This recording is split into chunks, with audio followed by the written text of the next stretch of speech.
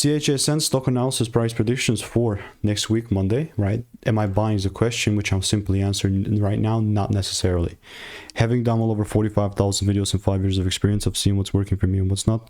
Needless to say, even my bearish line that I had here was very on point, and it didn't just begin here. You know, now, yes, we are 3 cents, just beneath 4 cents.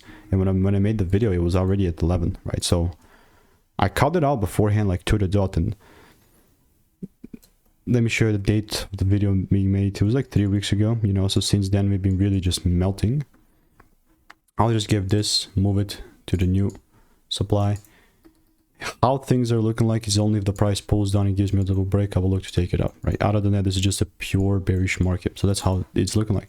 It's obviously not financial advice, and if you want to stay tuned, then click the first link in the description. It's absolutely free, and there's really like nothing else that I'll be adding here. See you.